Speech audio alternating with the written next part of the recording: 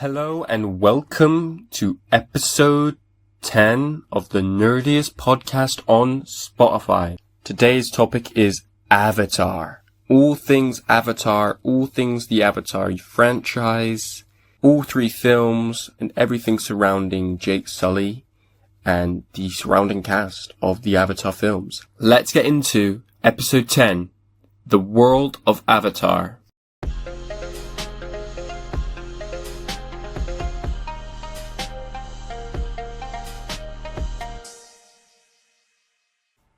So, episode 10 of the Nerdiest podcast.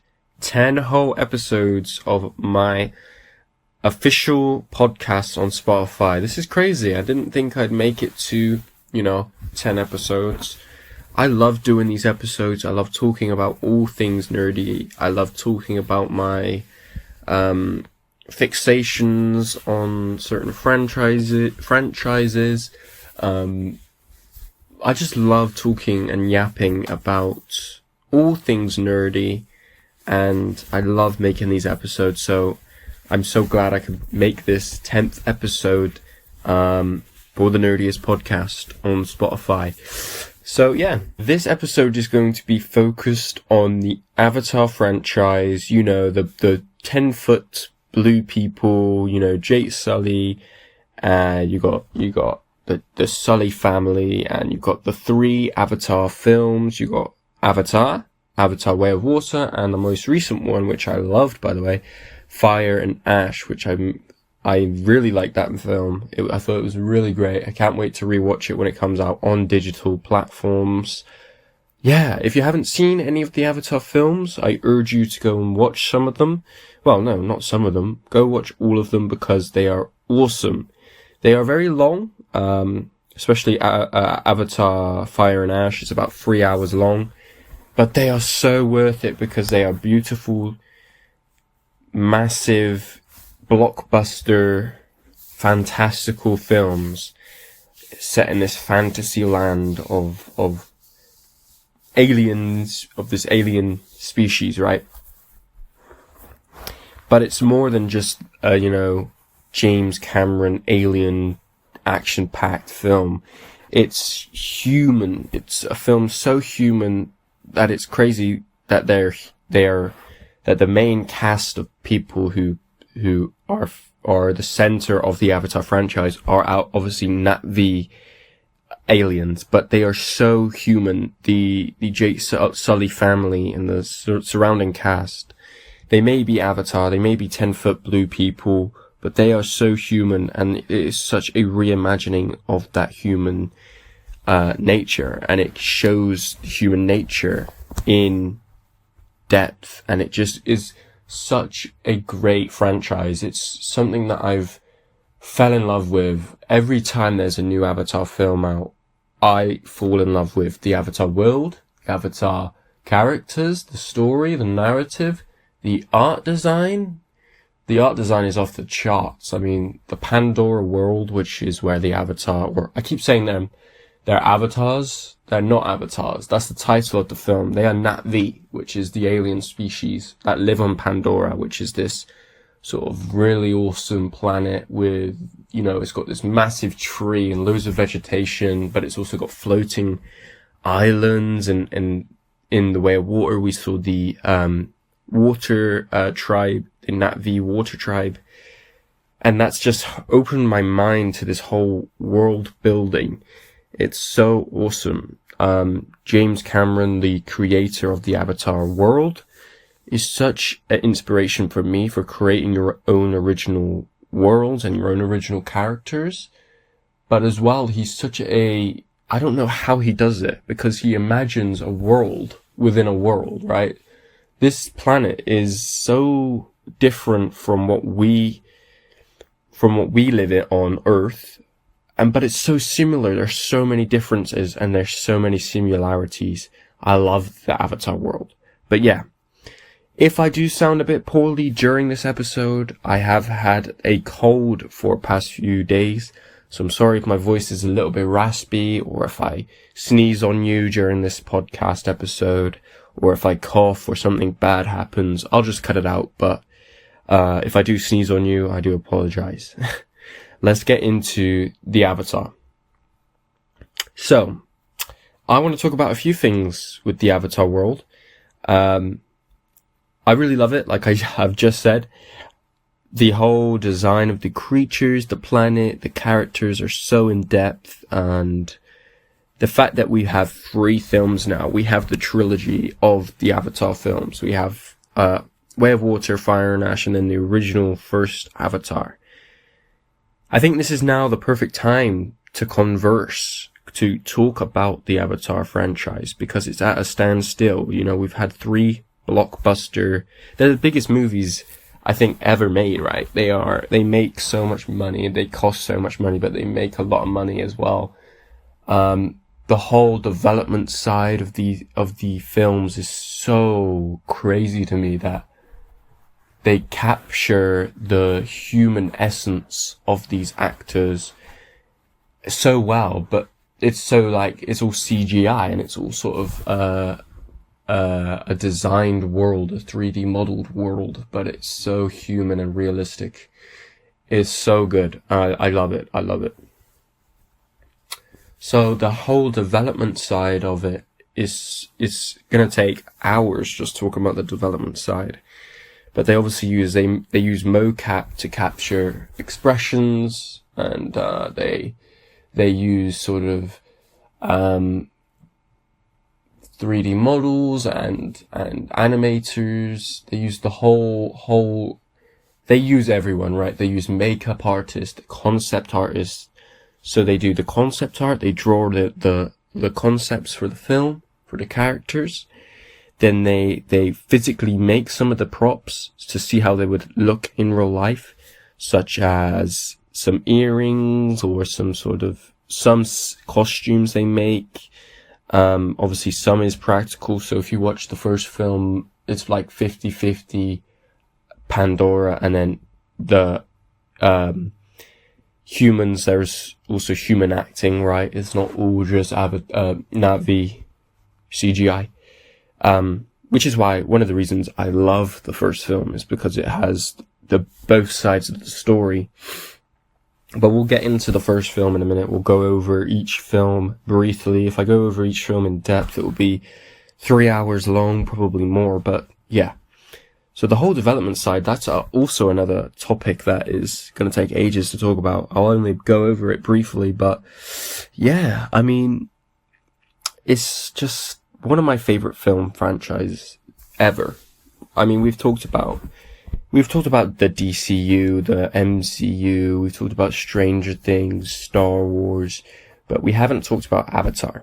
And I really think that's not fair, because Avatar is one of the biggest, it's the highest grossing franchise, I think. You can check me on that, but I believe it is one of the highest grossing franchises compared to Marvel or DC. And it's so funny to me that they've only had 3 movies and they're already topping, Marvel and DC. It's just so fascinating to me. But yeah, let's get into some of the films that made the Avatar franchise what it is.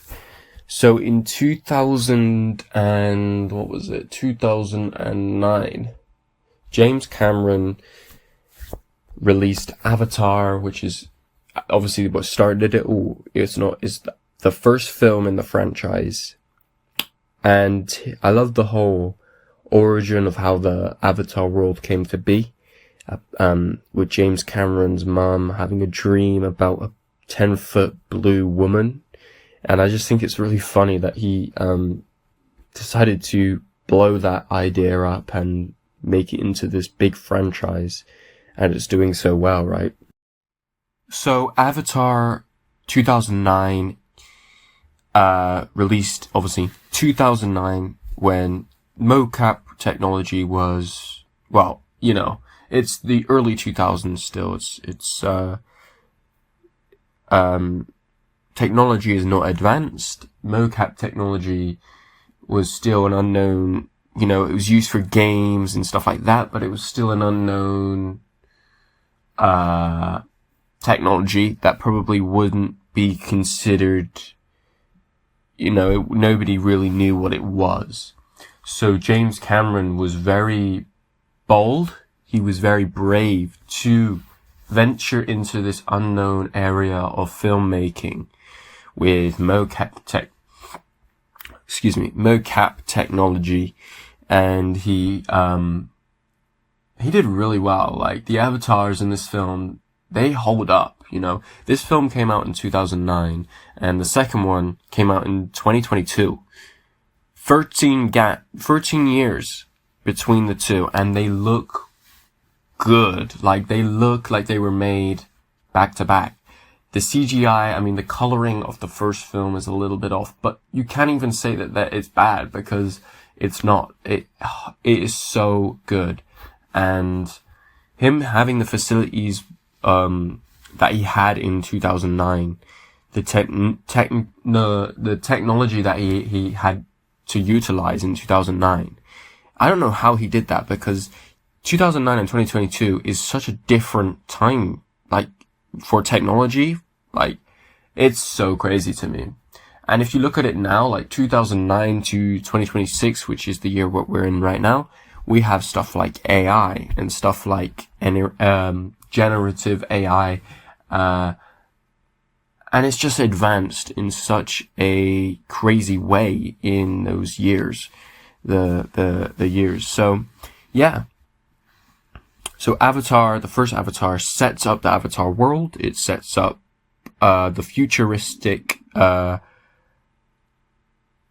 Earth set in the Avatar world. So it shows us Jake Sully as a human struggling to get by on Earth. Earth is a very dystopian, cyberpunk, almost cyberpunk place. It's sort of like very dystopian, very struggling. It's an Earth that's very dark and very bitter, and I can't wait to see more of Earth in the fourth Avatar film. I think they have confirmed that Earth will show up in Avatar 4, so I'm excited for that. But let's not get ahead of ourselves. The first Avatar set up Pandora. It set up the Na'vi culture that we saw. We saw the home tree. We saw the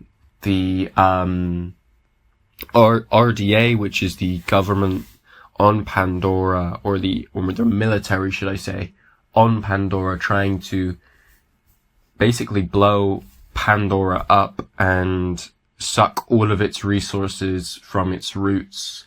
And they were targeting the sacred home tree. So that's the center of the first film. Is the whole thing is that they want to either, the Na'vi are protecting their sacred home tree, which is where they camp and where they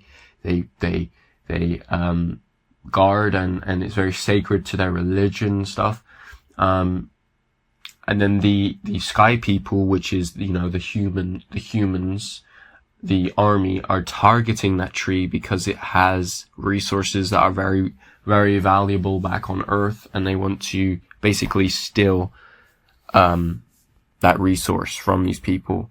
It's such a great, for me, these franchises, I can't even talk.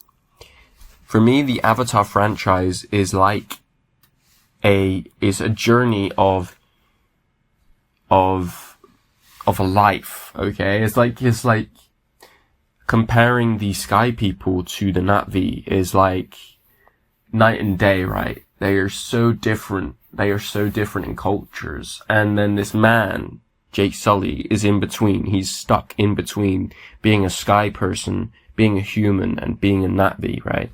And then at the end of, obviously, Avatar 2009, he embraces being a Na'vi and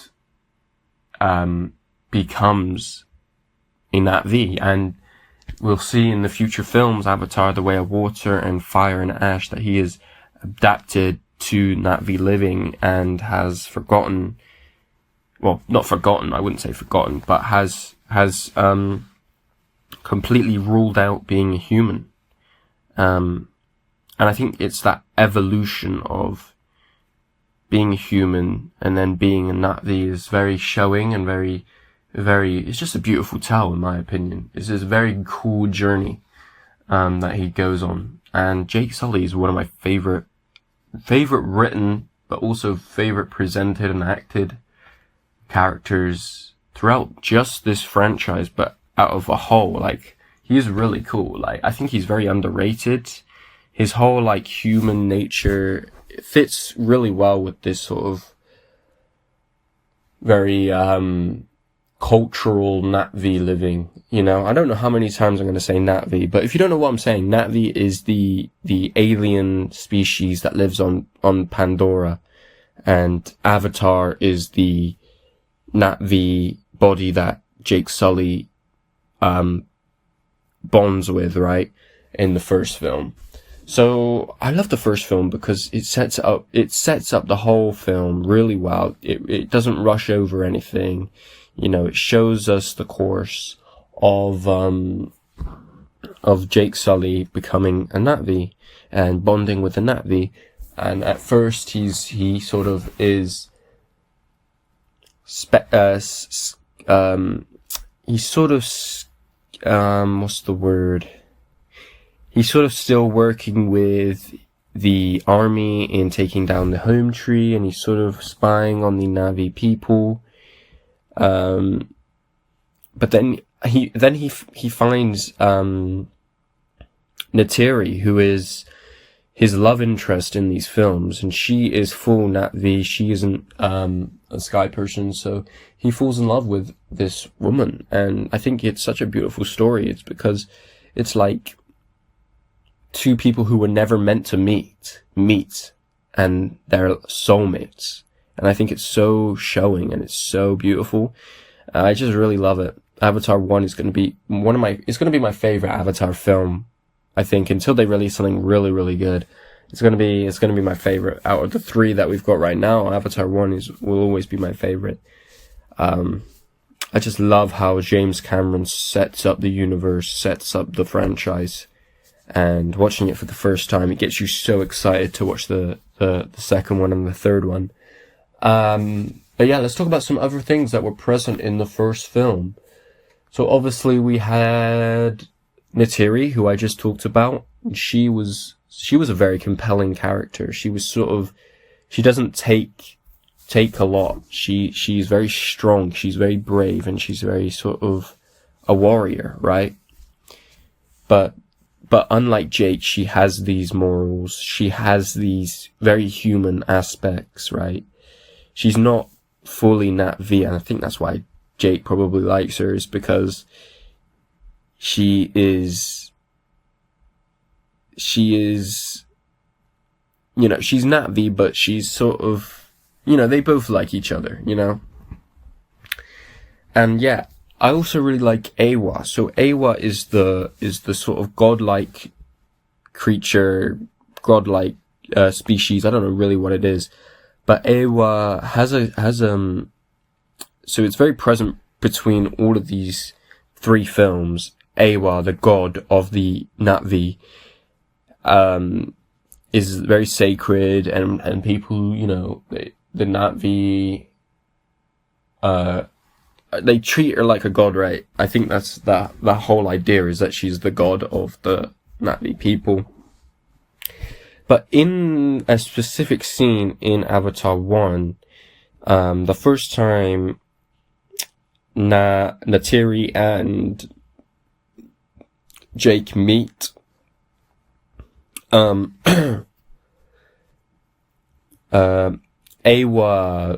so there's this thing called the Awa tree, right? There's an Awa tree, and then the leaves or the seeds of the tree are like these flying little bugs. I call them they're like squids in the sky that fly around. But they are attracted to Jake, and to me that signifies that he is very important to not just bringing the sky people and the Na'vi together or closer, but to also something spiritual between him and Pandora. So the Pandora planet is a network of energy, and it's all connected. So if you say cut down a tree, that's going to be very it's gonna hurt the people, the Na'vi people, because it's very sacred to them and it's all connected, you know. So I think it's very cool that James Cameron has that moment with Jake being sort of Awa sort of showing Naturi that Jake is sort of sacred and part of the land, if you interpret it that way. Obviously you might not, but I think it's Awa showing Naturi that this guy is okay and that this guy is probably quite special and he's got something to do with the future of the franchise. I'm excited to, obviously he's the main character, right? So he obviously is important, he's gonna be important, but we have yet to see him be that. I'm not gonna like put him down. He's done some really great things for the Na'vi people, but he hasn't been like a godlike, he hasn't done anything godly, I don't think.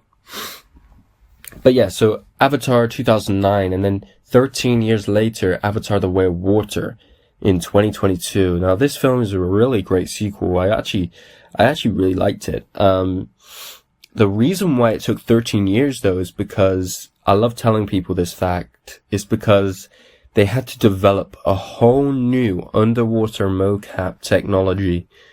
So they had to capture the actors underwater for Way of the Water, because in the end of, there was a big jump from Avatar 1 and 2. So there's 15 years between the first film's events to the second film, and Jake and Natiri have a family. Obviously Jake is now fully Na'vi.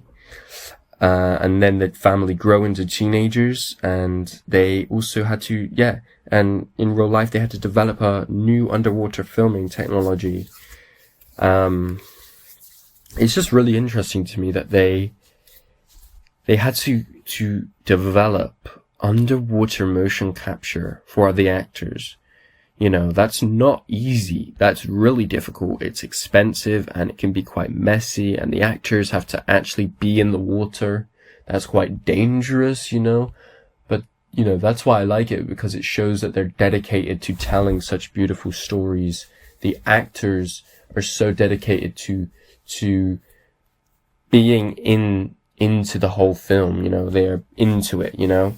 And that's so cool. So Avatar The Way of Water, I think it just develops the first film a lot better. There's a lot more cast. There's a lot more younger cast. There's less sort of human actors in the film. It's a lot more of developing the Na'vi people and their cultures, their different cultures. You see the water people, the water Na'vi.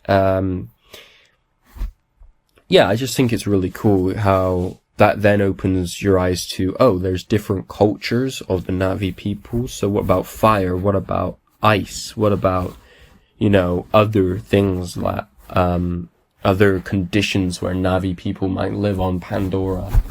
And then that gets you really excited for the possibilities of this multi-film saga, right? I just can't wait for the future, right? So yeah, Way of Water was really cool. So I also forgot to talk about, in Avatar 1 and 2, the main big bad is Quaritch. Is that his name? Quaritch? Yeah. So he's the colonel of the human sky people army, who then dies at the end of, spoiler alert, he dies at the end of Avatar 1. If you haven't seen it, go watch it, because I will be talking about spoilers. I should have put that at the start, but oh well, too late now. He dies at the end, his human body dies at the end of Avatar, and then it is revealed in Avatar 2, The Way of Water, that he is back in an Avatar body. Now this was originally before Fire and Ash, which is the third film, came out.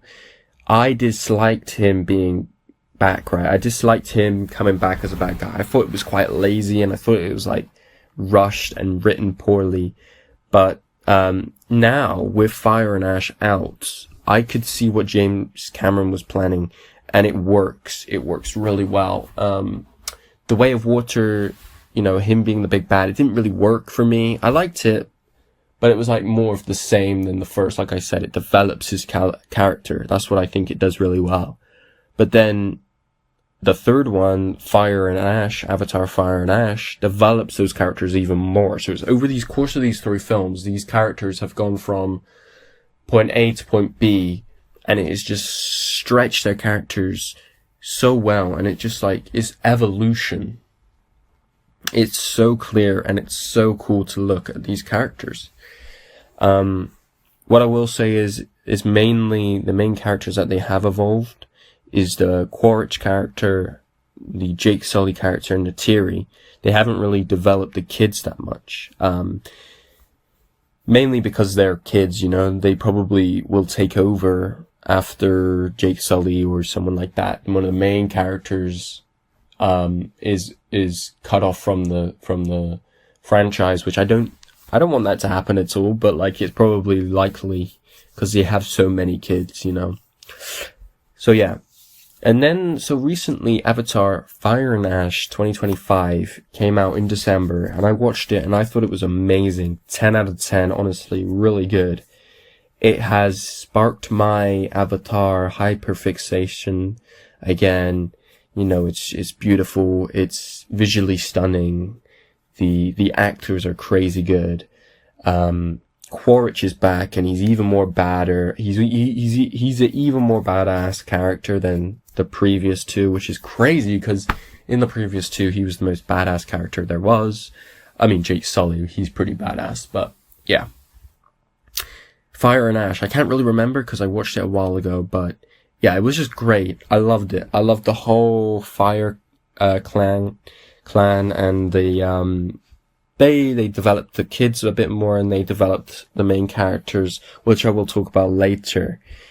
But yeah, let's talk about some other things about Avatar. So, that is Avatar 1, Avatar Way of Water, and Avatar Fire and Ash, the most recent Avatar film. They are actively making Avatar 4 as we speak, I hope so. Because all 3 films were box office hits, you know. So, hopefully we will get another trilogy so we could have 6 Avatar films. But by the time the 6th one's out, I might be about like 50, 60 years old. So, we might not see. If they do come out in time, I will make another podcast episode. But if I still have to have fake teeth, I might not be able to because I might be too old. But yeah, let's talk about one of my favorite things in specifically Fire and Ash was Jake's dynamic with the Colonel, Quaritch. His dynamic with Quaritch in Fire and Ash is so interesting to me. Jake in Fire and Ash is sort of, something that I found really interesting. He has changed. He has obviously developed from the first film. He's now a father, a husband, and he's now a Na'vi, right? He has kids, and he's this 10-foot blue creature. But at heart, he is still, mentally, he is a human. And that's obviously going to affect you in loads of different ways. But in Fire and Ash, and Way of Water a little bit, he seemed a little bit bitter. And I don't know if that's because he was a Marine, obviously, but towards the Na'vi culture and towards Neytiri especially, there's a specific scene in Fire and Ash where Neytiri is mourning the loss of her son, and Jake Sully is sort of rejecting that grief. I think that's probably what it is the different stages of grief, you know, accepting the grief and then denial. I think that's what Jake's going through. And he was just sort of like rejecting Na'vi ways, you know, it's not necessarily a bad thing to reject Na'vi ways, but when your whole family is Na'vi and you are Na'vi and your wife is a Na'vi, you need to sort of evolve to that. And he was like going around holding guns, you know, obviously he is a human at heart, like I said, but he was, especially in that first segment of Fire and Ash, he was very bitter towards the Na'vi and his kids.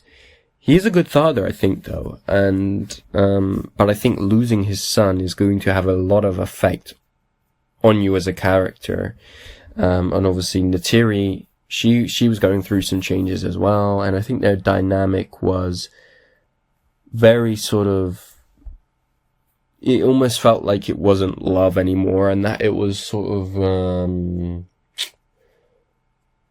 hateful and a little bit just distant. I would say their relationship was distant, and I think maybe that's a teaser to the future of the franchise, because Jake brought up a sort of thing to Neytiri about not loving her sons because they're not fully Na'vi and all that and that. So I think that's something that's going to be developed in the next film or the next future films, right? He's just changed a lot, Jake Sully. He's sort of less of a fighter as well. He's sort of more of a, especially near the end, he wanted to sacrifice himself for his family, and I can understand that. But yeah, let's talk about the dynamic between Quaritch and Jake. So in Fire and Ash, Quaritch and Jake, that's the whole, it's like a cat and mouse chase. Quaritch wants his son, who is Spider, who I will get into in a minute. Spider is one of my hot topics for this episode. I will get into him in a minute, but his dynamic with Quaritch and Jake was really quite fun to watch.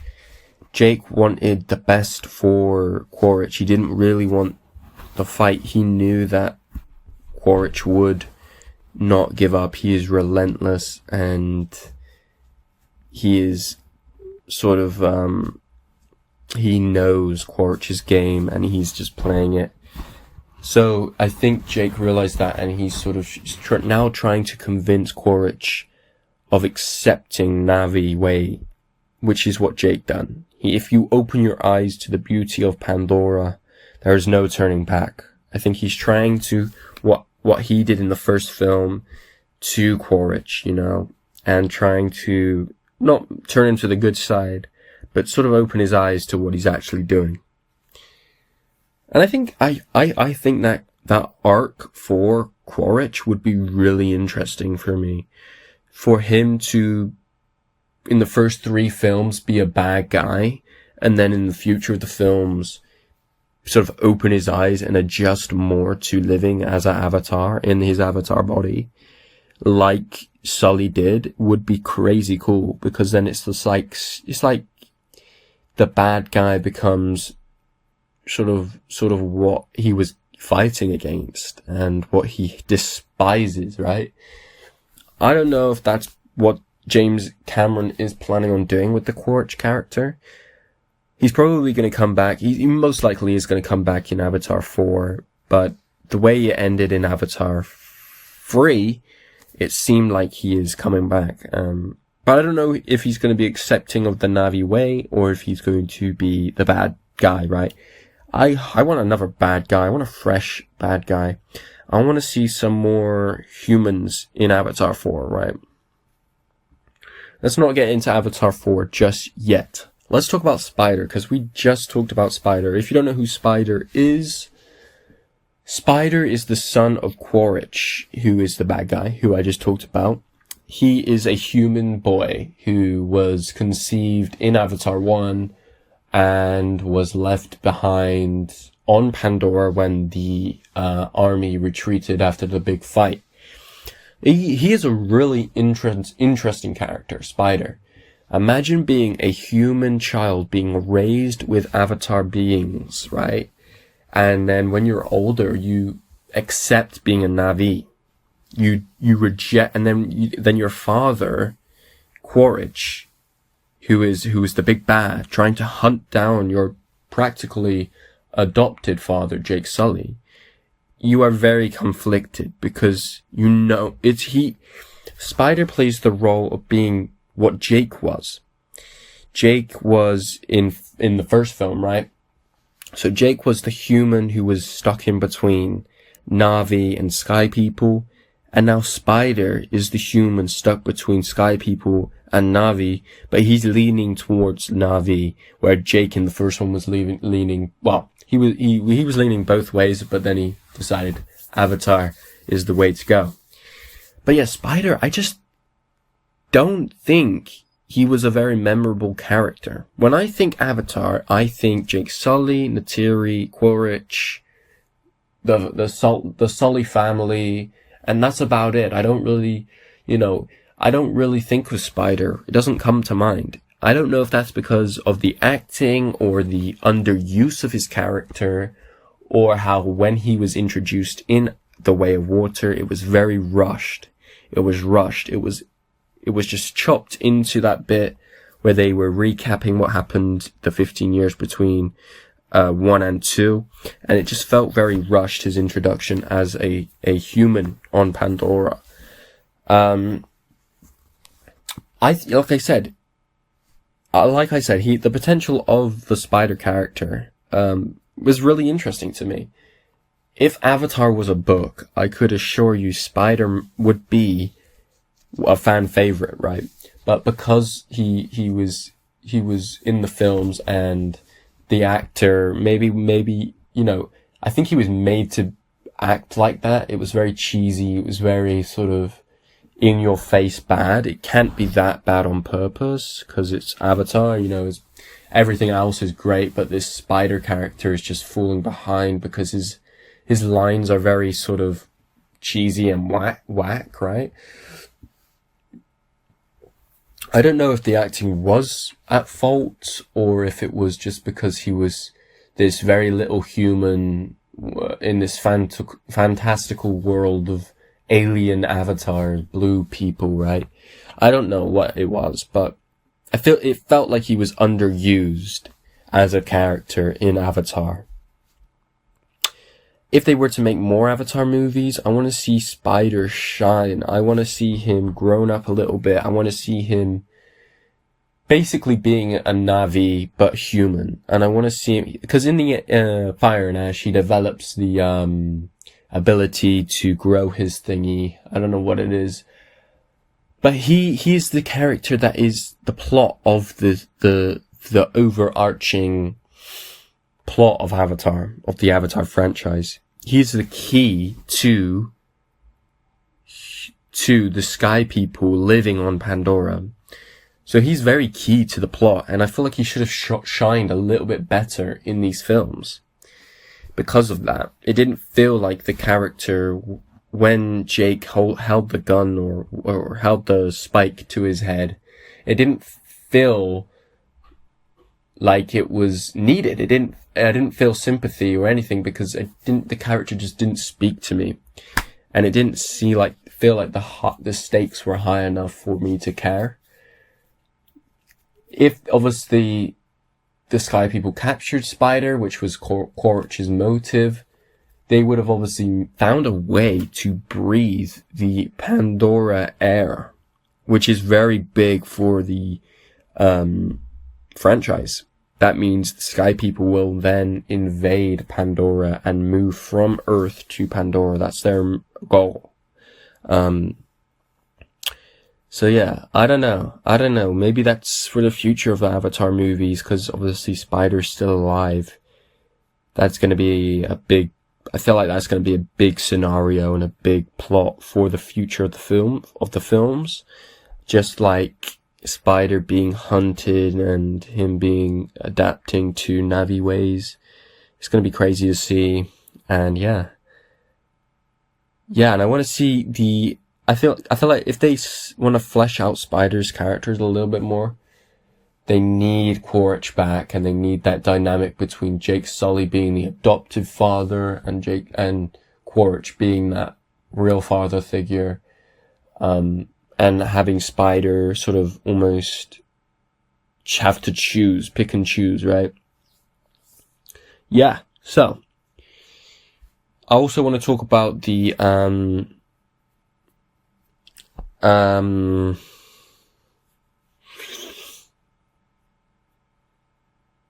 overarching plot of the Sky People. Well, like we just said, their overarching plot is to just destroy Pandora to make it inhabitable for Earth people to come and stay.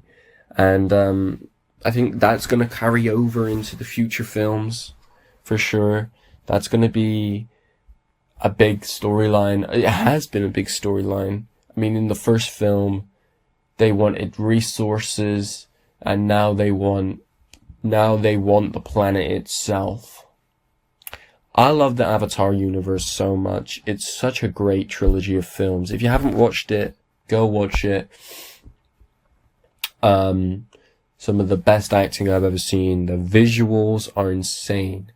The visuals are so good, you can tell that there is love and passion put into this franchise, and everything shines. There's no detail left untold. Jake Sully, I love his character. Neytiri, I love her character. I can't wait to see what their relationship will develop in Avatar 4, 5, 6, 7, 8, 9. You know, I can't wait for all those films. The thing with Avatar is everybody forgets it exists, right? Until the next film comes out. And then the next. So we just had Fire and Ash, and everybody talking about it. Everybody loves Avatar. But because they take so long to make, because they're such big films, nobody talks about them in between. They sort of get forgotten. They're not sort of present all the time. And I think that's such a shame, because they're so beautiful. And I think fans love that. They love, obviously, the beautifulness of the show, of the films. But they just want more Avatar content. I have been playing a Avatar game on my console, and it's so good. I love it. Really, really good. But I feel like we need more stuff like that. I feel like we need books, we need comics, we need TV shows, we need animated shows, we need more games, more crossovers in games. I love, the franchise, and it needs to branch out more, especially with the way media is today. If you want people sat in seats for your film, you gotta be everywhere. It doesn't matter if you have, a 13-year gap between films, and then you promote it the day before it comes out. Nobody's gonna sit and watch that film. You need to be present in other mediums, and I think James Cameron is branching out. I hope so, because Avatar is such a beautiful film, and such a beautiful films, right? If I could rank the trilogy so far, obviously Avatar 1 would be my favorite. Then I would have Avatar Fire and Ash being second favorite, because that film was just so good. I loved everything about that film. I just can't wait to rewatch it, because it's so good. In Avatar Fire and Ash, we got introduced to a new fire clan, which is the Fire and Ash clan, which is really cool. They're a whole new sort of evil clan in the Avatar world. And I think it's really cool because you see these different clans, and you see the Way of Water, and you see the Fire and Ash clan, and it just develops the world really well, and it's really cool. So they also introduced a new big bad, which I really, really liked. It was one of my favorite plots of the film. Was Varang. I think I'm saying that right. Varang. She was the leader of the Ash people in Fire and Ash, and she was so creepy and sort of nonchalantly a bad villain. And she sort of allies with Quaritch and fights against Jake Sully, seeking to spread fiery domain across Pandora. And that motive itself is so creepy, because what we've seen of Pandora is the Na'vi people worshipping Pandora and worshipping Awa, and Varang just sort of she sort of looks away from that, from that whole I can't speak. I don't know what the name is, but she sort of is opposite to Neytiri in the way that she sees the world of Pandora. She wants to spread fire. Her story of her being young and her clan being burnt by a volcanic eruption, and when the goddess Ewa, when she called out for the Ewa and she didn't help, she turned to fire for power, and she became vengeful, and she wanted to spread her fiery rage all over Pandora. I think it's such a great villain, and because it's not a human, it's not a sky person, it's somebody who's from Pandora, and she's evil, it's so fresh, it's not Quaritch. Quaritch has been the bad guy for the first 2 films. Varang now being a baddie, she is a baddie, whoa. But it's so fresh, and it's so cool, and it's creepy, because avatars are scary. They're 10-foot alien creatures with crazy eyes and sharp fangs, and they are crazy creepy, and I just really digged Varang as a character. So, we have talked about Avatar 1, 2, 3. Let's talk about the future of this franchise, the future of the Avatar franchise. I'm talking about Avatar 4 and maybe even 5. Avatar games and stuff like that I want to see, sequels. I want to see more from this franchise. We've had Fire and Ash in 2025, amazing film, and it set up some awesome stuff for the future of the franchise. So, let's talk about Avatar 4. From what we know so far, Avatar 4 will feature a major time jump, shifting focus to the older children and introducing more Earth scenes, exploring themes of identity and legacy with a darker, complex tone, and we'll see new characters and environments on Pandora. So we will see more of Pandora, more clans from Pandora, more sort of identity. I'm assuming that means relationships between Neytiri and Jake and Quaritch and Varira, whatever her name is. The children now older, obviously they are going to be having to develop their own plots and their own storylines, interweaving it with the franchise. And I hope they focus more on that. I hope, no, I don't really hope Jake Sully and Neytiri take sidelines. I obviously want them to be main characters, but I want the kids to sort of shine as well, because I want them to sort of be ready to carry this franchise, so it doesn't just stop. I want these franchises, these films, these characters to carry on.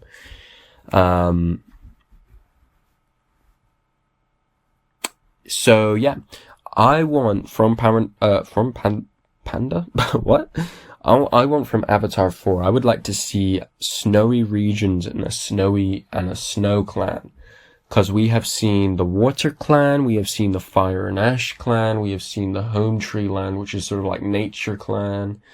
We have seen the sort of we've seen different Na'vi life, and I want to see a snow. Like, I think snow would be really cool and interesting to have on Pandora. But yeah. Because then they might have to develop a whole new technology to allow snow. But I doubt that would be developed as slow as the Water one was, because of the time that it was made. Yeah, I would like to see that. I want to see more of a larger narrative and an overarching arc in the next Avatar 4, 5, and 6. I want to see that arc spread out across the 3 films. I would eat this franchise up. If they keep releasing films, I will be sat in the cinema watching it. I will buy shirts with Avatar on it. I will fully be supporting Avatar. Yeah, I'm ready for Avatar 4, and after Avatar 3, I'm so excited. I'm excited to see the Jake Sully family turn into young adults, and I want to see more of the ongoing war between the Sky People and the Avatar.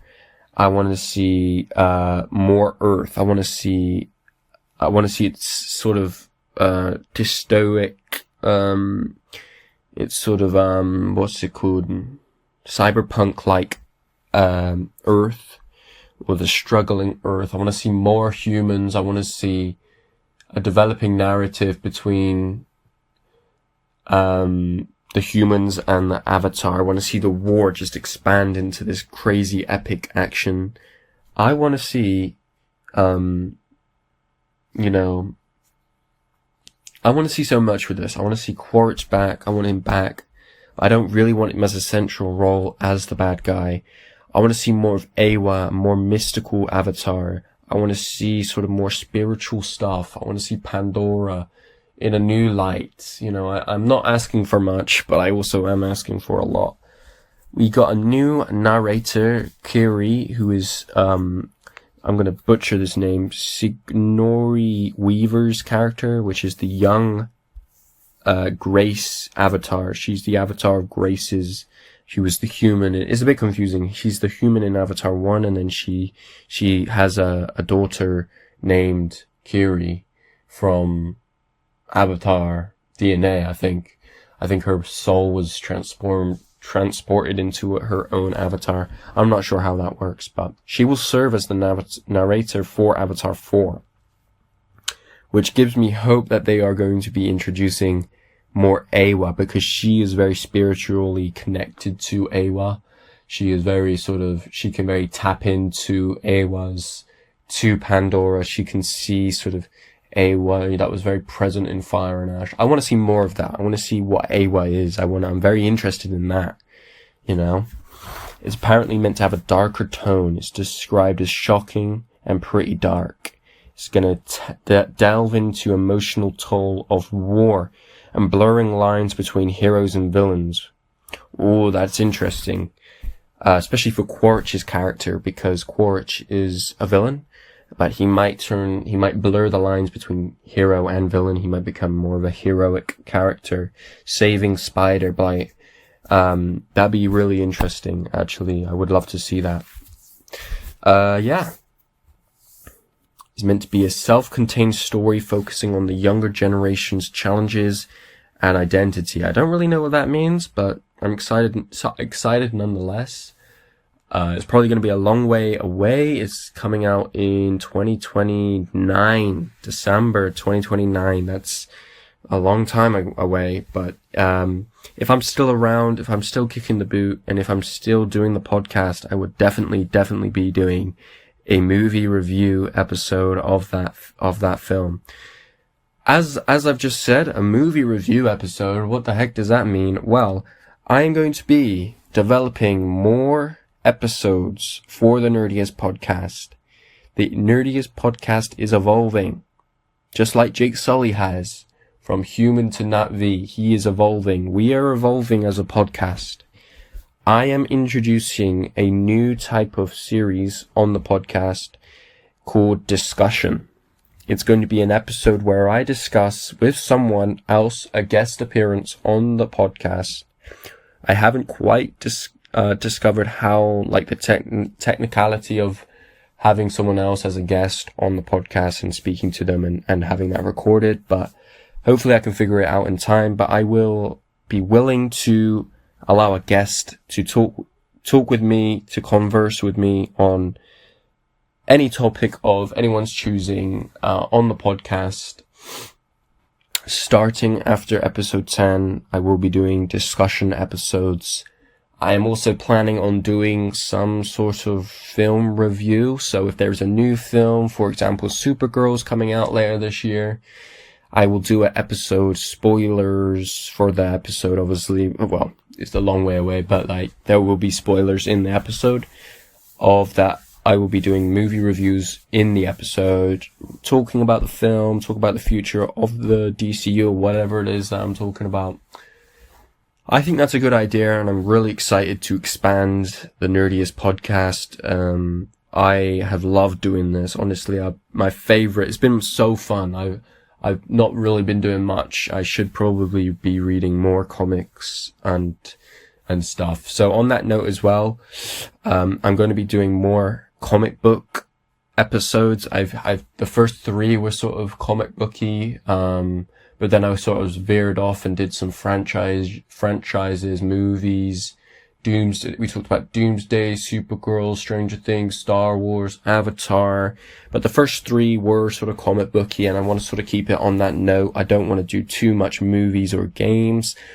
So yeah, I am planning on doing more comic content. Just give me a chance to read more comics, because my to be read is off the charts. So yeah, that is for the future of the Nerdiest podcast on Spotify. I hope you enjoyed me talking about Avatar. I hope I didn't miss anything, because it's such a big franchise. If you haven't seen Avatar, you've just been spoiled. I don't know why you've watched this without seeing it. Go watch it. Like, literally, you've got nothing to lose. Maybe a few hours of your life, but I can assure you that it'll be a really good few hours, because Avatar is such a fun time. And yeah, hope you enjoyed episode 10. Stay nerdy, and what do they say in Avatar? May Awa be with you. Something like that. I don't know. Anyway, peace.